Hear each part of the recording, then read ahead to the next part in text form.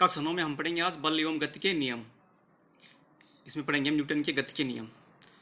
पिंडों की गति का वर्णन करने के लिए न्यूटन ने 3 नियम दिए। उनका पहला नियम पढ़ेंगे आज हम, न्यूटन का गति का प्रथम नियम।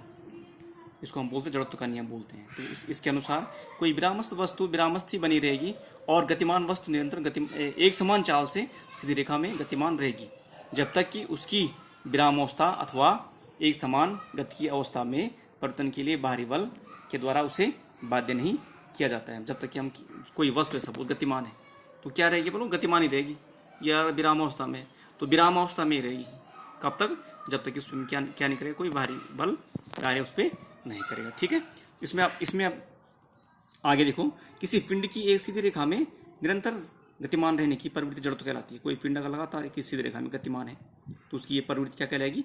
जड़त्व कहलाएगी। इसको हम जड़त्व बोलते हैं। ठीक है। और जड़त्व किसी पिंड का वह गुण है जिसके कारण वह अपनी विराम अथवा गतिमान अवस्था परिवर्तन का विरोध करता है। कौन सा गुण है जहाँ पे क्या करेगा, किसका विरोध करता हो? अपनी विराम अवस्था का और अपनी गतिमान अवस्था का। द्रव्यमान किसी वस्तु के जड़त्व की माप है। द्रव्यमान का मतलब कोई वस्तु है उसमें पदार्थ की मात्रा कितनी है सपोज। ठीक है। द्रव्यमान किसी वस्तु के जड़त्व की माप है अर्थात जिसका द्रव्यमान ज़्यादा होगा। द्रव्यमान का मतलब किसी कोई पिंड है उसमें पदार्थ की मात्रा कितनी है अगर ज़्यादा है सपोज। एग्जाम्पल के तौर पर जैसे सपोज 5 का सिक्का है, 5 रुपये का सिक्का है और 1 रुपये का सिक्का है तो 5 रुपये के सिक्के का जड़त्व अधिक होगा। हल्की वस्तुओं की अपेक्षा भारी वस्तुओं में अधिक जड़त्व होता है। हल्की वस्तुएं जो होती हैं जैसे कोई भारी बक्सा है सपोज तो क्योंकि स्थिर रहता है वो, ठीक है ना, हिलता डुलता नहीं बिल्कुल। क्यों क्यों क्यों रहता है स्थिर? जड़त्व के कारण, क्योंकि अपनी विरामावस्था का विरोध करता है। क्योंकि जो बक्सा है उसमें पदार्थ की मात्रा ज़्यादा है। ठीक है। किसी वस्तु का जड़त्व उसके द्रव्यमान पर निर्भर होता है। द्रव्यमान यानी किसी वस्तु में पदार्थ की मात्रा कितनी है। ठीक है। अगर किसी का द्रव्यमान अगर 60 किलो है तो उसका क्या होगा, उसका जड़त्व अधिक होगा। ठीक है। और किसी का द्रव्यमान अगर 5 किलो है तो उसका जड़त्व कम होगा। तो निष्कर्ष क्या निकला? उपयुक्त विवेचना से हम इस निष्कर्ष पर पहुंचते हैं कि जड़त्व को कम करने तथा वस्तु को विरामावस्था से गतिमान अवस्था या गतिमान अवस्था से विरामावस्था में लाने के लिए क्या करना पड़ेगा? हमें क्या करना पड़ेगा?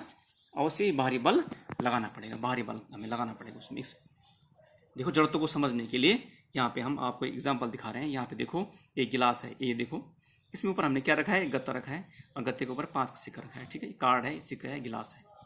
अब हम क्या करते हैं, कार्ड पे हम क्या करते हैं? धक्का मारते हैं कार्ड पे उंगली से तो कार्ड आगे खिसक जाता है बी में। देखो और जो सिक्का होता है वो क्या होता है? ये बी में सिक्का देखो, गिलास नीचे गिर गया, हो सिक्का यहाँ गिर गया नीचे। क्यों गिरा है सिक्का नीचे? क्योंकि ये जड़त्व के कारण अपनी विरामावस्था का विरोध करता है। क्योंकि क्या अंगुली से क्या होगा, सिर्फ कार्ड पर धक्का मारने पर बल केवल कार्ड पर लगता है, सिक्के पर लगता है। इसलिए सिक्का अपनी विरामावस्था में रहता है। जड़त्व के कारण क्या होता है? सिक्का गिलास में गिर जाता है। ठीक है। अब दैनिक जीवन में और एग्जाम्पल है। देखो दैनिक जीवन में कई एग्जाम्पल हैं इसके जड़त्व के। जैसे पहला एग्जाम्पल है, किसी लटके हुए कालीन को जब आप छड़ से पीटते हैं, कोई कालीन लटक रही है सपोज और उसको हमने क्या किया? छड़ से पीटा उसको हमने, तो धूल के कण उससे बाहर निकलने लगते हैं। क्यों निकलते हैं? क्योंकि छड़ क्या है, क्योंकि जो कालीन है क्या वो गतिमान अवस्था में हिल रही हो, उसको लटका रखा हमने। लेकिन उस पर जो कण है, धूल के कण है, वो क्या है? विराम अवस्था में अर्थात वो जड़त्व के कारण चिपके हुए हैं और अपनी जो उसकी अवस्था है, जो विराम अवस्था, उसका विरोध करते हैं। और जब हम क्या करते हैं, कंबल को हिलाते हैं, कंबल तो हिल जाता है लेकिन जो कण क्या होते हैं, वो विराम अवस्था है जड़त्व के कारण वो क्या हो जाते हैं? हट जाते हैं उससे, कालीन से। ठीक है। दूसरा एग्जाम्पल बहुत अच्छा है। जब पेड़ को जोर से हिलाया जाता है तो फल एवं पत्ते नीचे गिरते हैं। पेड़ को हम हिलाते हैं जोर से तो फल पत्ते क्या होते हैं? वो तो हवा में रहते हैं। ठीक है ना, अपनी विराम अवस्था में रहते हैं। ठीक है। और जड़त्व के कारण क्या होते हैं? स्थिर रहते हैं। जो हमने पेड़ को हिलाया, पेड़ तो हिल गया, पेड़ की टहनियाँ शाखाएँ तो हिल गई, लेकिन जो फल था वो क्या वहीं पर रहा, वो स्थिर रहा। और जब शाखा दूर गई उससे तो वो टूट गया, फट नीचे गिर गया। तो ये दूसरा एग्जाम्पल। तीसरा देखो, जब बस एकाग्र रुकती है, देखा होगा ना, बस एकाग्र रुकती है तो हम आगे, ये मैं समझा चुका हूँ इससे आपको, तो हम आगे झुक जाते हैं। ठीक है। आगे क्यों झुकते हैं हम? क्योंकि जो हमारा ऊपरी हिस्सा रहता है वो गतिमान रहता है। ठीक है। और बस तो रुक गई लेकिन हमारा जो ऊपरी हिस्सा है वो गतिमान ही रहता है, अर्थात गतिमान अवस्था में रहता है और वो अपनी गतिमान अवस्था का विरोध करता है। ठीक है। इसलिए हम क्या करते हैं? आगे की ओर झुक जाते हैं, किसी कारण? जड़त्व के कारण। अब दूसरे नियम को समझने के पहले हमें क्या समझना पड़ेगा, संवेग, मोमेंटम बोलते हैं इसको, संवेग, मोमेंटम।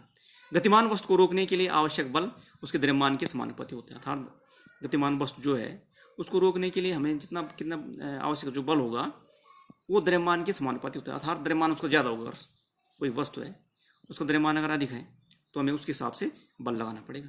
कोई भारी वस्तु है अधिक भारी तो उस हिसाब से हम बल लगाते हैं। एक गतिमान वस्तु को रोकने के लिए आवश्यक बल उसके वेग के भी समानुपाती होता है। अगर कोई वस्तु है, कोई पिंड है और गतिमान क्या है, अगर वो क्या है, वो वेग उसका ज़्यादा है, अगर सपोज कितने वेग से चल रहा हो, उसका वेग क्या है, दूरी बटे समय कितनी है, तो उसके लिए क्या करना पड़ेगा, हमें उस हिसाब से बल लगाना पड़ेगा। अर्थात वस्तु में गति की मात्रा वस्तु के वेग एवं द्रव्यमान पर निर्भर होती है। कोई वस्तु कितनी गतिमान है या कोई वस्तु कितनी विरामावस्था में है, उसमें क्या उसका, ठीक है, या वस्तु कितनी गतिमान है। वस्तु में गति की मात्रा क्या होती है, वस्तु के वेग एवं द्रव्यमान पर निर्भर होती है। अर्थात कोई वस्तु कितनी गतिमान है किस पर निर्भर करेगी, उसके वेग एवं द्रव्यमान पर। किसी पिंड के वेग एवं द्रव्यमान के गुणनफल को ही संवेग बोलते हैं। कोई पिंड है उसका वेग कितना है, उसका द्रव्यमान कितना है, और उनका गुणनफल क्या कहलाता है, संवेग कहलाता है। संवेग का मात्रक हम देखते हैं अब। तो संवेग का मात्रक यहाँ देखो, संवेग बराबर क्या होता है, द्रव्यमान इंटू वेग। पी, संवेग को हम पी से दिखाते हैं, द्रव्यमान को एम से दिखाते हैं और वेग को हम बी से दिखाते हैं। ठीक है, तो द्रव्यमान बराबर क्या होता है, किलोग्राम, यानी द्रव्यमान का मात्रा क्या होता है, किलोग्राम। अर्थात द्रव्यमान किससे मापते हैं, हम किलोग्राम से मापते हैं। ठीक है, वेग को किससे मापते हैं, दूरी बटे दूरी। वेग बराबर होता है दूरी बटे समय, यानी इसको दूरी को मापते हैं मीटर से और समय को मापते हैं हम सेकंड से।